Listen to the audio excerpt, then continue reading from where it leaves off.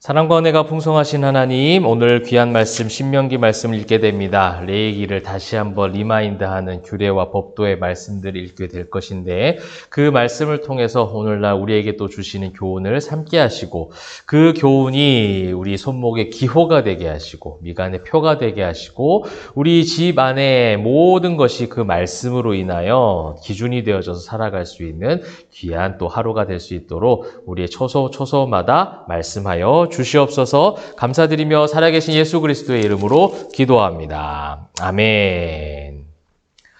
자, 사랑하는 우리 포에마교회 성도님들 반갑습니다. 또한 영상을 시청한 성도님들 귀한 은혜의 시간 가운데 성령 충만한 그런 귀한 시간 되기를 소망합니다.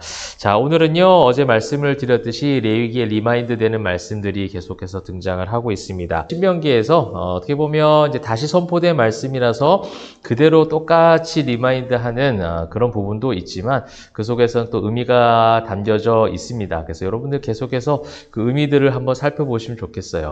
오늘도 넉 장의 말씀을 읽어야 되는데 이 넉 장의 말씀을 여러분 읽으시면 아시겠지만 양도 많지만 거기서 의미하는 영적 의미가 굉장히 많습니다. 그래서 이 짧은 10여 분의 시간 가운데 여러분 제가 다 이렇게 보여드릴 수는 없지만 그래서 더 기도하게 되는 것 같아요. 사랑하는 성도들이 이 말씀을 읽을 때 하나님 이 시간에서 다 할 수 없는 놀라우신 그 하나님의 마음과 뜻들을 또 각자의 삶에 맞게끔 하나님 다 부어달라고 그렇게 기도하고 있습니다. 사랑하는 성도 여러분, 그 은혜가 여러분께 있기를, 그 기도가 응답되기를 소망합니다. 특별히 이제 15장에는요, 그 안식년 명령이 등장을 하고 있습니다. 역시 레위기 25장에 있었던 내용들이 리마인드가 되고 있어요. 자, 여러분 이제 금방도 말씀을 드렸지만 성경에서 리마인드가 되고 있는 그 내용적인 것들은 그대로 나오는 것 같지만 그 의미들이 또 여러 가지가 있습니다. 15장에서 보시게 되면 어떻게 보면 이제 15장 제일 처음에 보면 매 7년 끝에는 면제하라 하고 2절에도 면제, 독촉하지 말고 내 이웃에게 그 모든 면제를 선포하라 라고 되어 있습니다. 안식년의 명령이 떨어지면서 모든 것들이 이 토지도 다 쉬는 거예요. 또 안식일에 대한 개념도 그래요. 여러분 우리가 이제 지금 주일은 안식일의 어떤 정신은 가지고 있지만 똑같지는 않죠. 구약에 있는 안식일과 똑같지 않고 안식일에 구약에서 지켰던 그 안식일에 맞춰서 지키는 것은 아니에요. 그런데 그 정신은 성경적 정신을 우리가 가지고 있을 필요가 있습니다. 예수님도 예배하러 오기 전에 형제들과 다툼이 있거든 그 모든 것을 풀고 오라고 얘기합니다. 그래서 우리가 하나님 앞에 근데 그것은 어떻게 보면 일주일에 한 번 드려진 안식일, 한 번 드려지는 예배, 그건 공예배죠. 그 공예배만 기준을 삼지 않아요. 성도의 매 순간의 삶이 이러해야 된다라는 영적 의미를 지금 가지고 있는 겁니다. 안식년이라는 안식일이라는 기준과 그런 어떤 기준선, 기준일, 그런 어떤 규례와 법도를 하나님께서 이스라엘 백성들이 아무것도 모르고 있었던 때에 가르쳐 주셨다면 이제 구약, 신약을 합쳐서 우리가 봤을 때 그것을 영적 의미로 받아들여야 되겠죠. 그렇다면 이 모든 우리의 삶이 예배자의 삶이다. 매일의 삶이 안식일과 같은 삶을 살아야 된다라는 영적 의미를 가진다면 우리 주변에 있는 연약한 자들을 이렇게 도와줄 수 있는 면제, 독촉하지 말고 이 빚을 다 탕감해라라는 어떤 그 구체적인 실천상을 제가 얘기하는 것이 아니라 그렇게 우리의 이웃들을 도울 수 있는 넓은 마음, 또 품을 수 있는 마음들이 필요하겠죠. 그래서 7절, 8절에 보시게 되면 네 하나님 여호와께서 네게 주신 땅 어느 성읍에서든지 가난한 형제가 너와 함께 거주하거든 그 가난한 형제에게 네 마음을 완악하게 하지 말며 네 손을 움켜주지 말고 네 거를 계속 움켜주고 그 사람에게 주지 않으려고 하는 욕심을 품지 말고 반드시 네 손을 그에게 펴서 그에게 필요한 대로 쓸 것을 넉넉히 구워 주어라 라고 지금 이야기하고 있어요.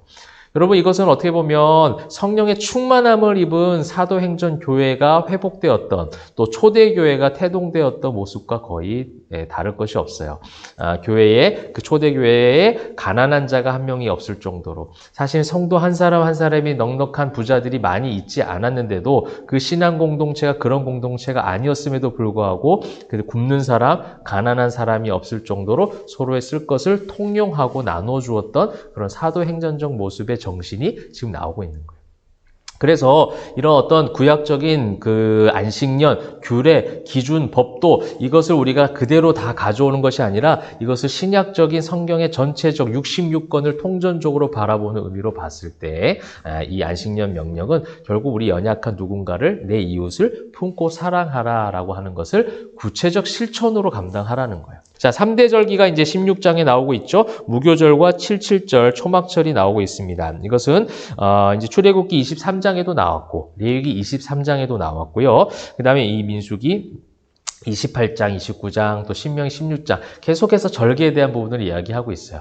여러분, 절기하면 뭡니까? 여러분, 무엇이냐고 제가 질문하면 여러분 답이 나오죠. 하나님과의 관계예요. 그죠? 하나님의 관계에 대한 부분들을 다시 한번 또 한 번 이야기하고 있습니다. 잘 아시는 대로 무교절은 이제 6월절 보내고 나서 지켰던 그런 절기고, 또 칠칠절이라는 건 칠칠절이죠. 이게 7 곱하기 7이에요. 7주가 7일 곱하기 7주 하면 49일. 그래서 이 칠칠절을 나중에 이제 오순절이라고도 합니다. 이제 49일, 50일이 지났을 때죠. 무교절 수확 이후에 이제 보내는 50일 이후에 보내는 그런 절기라고 할 수가 있겠습니다. 그래서 그 밀수확의 첫 열매를 하나님께 드리던 그 맥추절도 다 같은 말이에요. 맥추절, 초실절, 오순절, 칠칠절 다 똑같은 그런 절기를 다른 말로 표현한 게 되겠고요. 초막절은요, 이 40년의 이 광야 생활, 그 당시에 부으셨던 그 하나님의 은혜를 기억하는 거예요. 그래서 그 은혜를 기억하고 그것을 회상하면서 7일간 초막을 지어놓고 그 광야 생활에 대한 부분들을 다시 한번 기억하고 그 은혜를 고백하도록 하는 그런 절기라고 할 수가 있겠습니다. 그래서 장막절이라고도 해요. 초막절, 장막절, 또 수장절이라고도 합니다. 거두어서 저장한다는 거죠, 수장은. 그래서 하나님이 주신 것을 거두어서 다 저장해서 이 7일 동안 그것을 가지고 살아가면서 하나님께서 주신 일용할 양식으로 살았던 그 광야 생활을 기억하도록 하는 것인데, 그것은 결국 하나님의 관계를 의미한다. 그래서 16장 마지막에 그러한 부분들을 단서를 적어 놓았습니다. 네 하나님 여호와를 위하여 쌓은 제단 곁에 어떤 나무로든지 아세라상을 세우지 말며, 그 곁에 아세라상 세우지 말라. 여러분, 이것이 이제 12장, 13장에서 우리가 어제 보았었던 우상 숭배죠. 소견에 오른 대로 하나님을 섬기는 거예요. 근데 곁에 두는 거예요. 그 옆에 눈에 보이는 내 시야가 있는 그곳에 두는 것이죠. 그래서 유혹을 받게 되고 그것을 따라가게 되는 것인데, 하나님과의 온전한 관계, 영적 음행하지 말고 하나님이 우리를 마음과 힘과 뜻을 다해서 사랑하는 헤세드의 은혜를 보여주셨듯이 너희도 그렇게 하라. 그래서 곁에 그런 거 두지 마. 하나님의 예배를 정확하게 지켜 3대 절기를, 날짜를 정확하게 준비하는 준비물들을 정확하게 준비해서 하는 것도 중요하지만 그 곁에 나와 있는 아세라상 이런 것들을 세우지 말라라고 지금 정확한 하나님의 메시지가 기록이 되어 있습니다. 그러면서 이제 17절에는 왕의 제도가 나오죠. 지도자들의 법도가 나옵니다. 17장 서두에서도요, 다른 신들 섬기지 말라는 내용이 계속해서 나오죠. 하나님이 그만큼 질투하시는 하나님, 이스라엘 백성들에 대한 열심, 우리를 향한 사랑, 얼마나 사랑하시는가에 대한 부분들을 여러분 말씀을 읽으면서 계속 묵상하시면 좋겠습니다. 그러면서 이제 왕의 자격도 나와요. 이제 나중에 사무엘상 8장 가서 이스라엘 백성들이 왕을 세워달라는 얘기를 하죠. 여호수아 시대가 지나고 나서 그것을 미리 예견하는 말씀이 14절에 나오고 있습니다. 내가 네 하나님 여호와께서 내게 주시는 땅에 이르러 그 땅을 차지하는데 나중에 이제 우리 위에 왕을 세워야 되겠다는 생각이 나거든. 이제 미리 다 아시는 거죠. 근데 그 왕이 생각이 나거든 이제 기억하라는 거예요. 이스라엘 중에 사람이어야 되고, 말 은금을 너무 많이 두지 않는 사람, 아내를 많이 두지 않는 사람, 또 하나님의 그 말씀 율법서를 자기 옆에 두고 계속 읽는 사람. 그래서 그런 지도자의 자격에 대한 부분도 나오고 있습니다. 여러분, 지도자에 대한 부분들이 참 많이 대두되고 있는 시대 가운데 살고 있어요. 리더십이 어떠해야 되는가? 리더십에 대한 부정적 요소들이 더 많은 이미지 가운데 있는, 또 이미지화하도록 그래서 부정적 리더십에 대한 그런 부분들이 많이 나타나고 있는 시대 가운데 살아가고 있는데요. 여러분, 우리가 이제 교회에서도 리더십을 세울 때 이러한 성경적 높은 기준이 좀 필요하다라는 것을 조금 한번 볼 수가 있겠습니다. 마지막 18장에는요, 어떻게 보면 여기는 이제 메시아에 대한 예언이 나오고 있어요. 예언의 말씀. 그래서 예수 그리스도를 예표하는 그런 부분들이 나오죠. 18장 15절에 보시게 되면, 네 하나님 여호와께서 너희 가운데 네 형제 중에서 너를 위하여 나와 같은 선지자 하나를 일으키시리니 너희는 그의 말을 들을지니라. 나와 같은 선지자 하나. 그래서 예수 그리스도를 예표하는 메시아 예언적인 말씀이 18장이 되겠습니다. 여러분 참 내용에 중요한 부분들이 참 많이 있습니다. 그런 많이 있는데요. 여러분 성경을 한 절 한 절 천천히 정독을 하시면서 저에게는 한계가 있습니다. 그죠?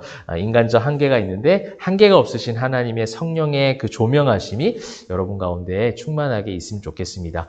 긴 15, 16, 17, 18 이 말씀을 읽으시면서 하나님은 여전히 우리와 함께 하시길, 하나님의 그 질투하신 하나님, 우리를 열심히 사랑하신 하나님, 이스라엘 백성들이 열심히 사랑하셔서 계속해서 그 관계를 이어가고 싶으셨던 그 하나님의 마음들을 이 레위기의 말씀들을 리마인드하고 규례와 법도들을 리마인드하는 이 신명기의 모세의 설교를 통해서 발견하시면 좋겠습니다. 오늘도 그 사랑 가운데 그 사랑 안에서 거하시면서 승리하시는 저와 여러분 되시기를 주님의 이름으로 축원합니다. 기도하겠습니다.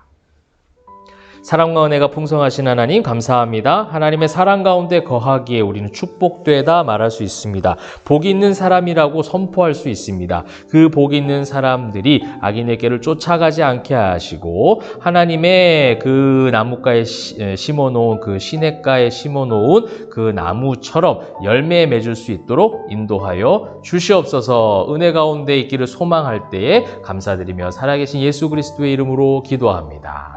아멘.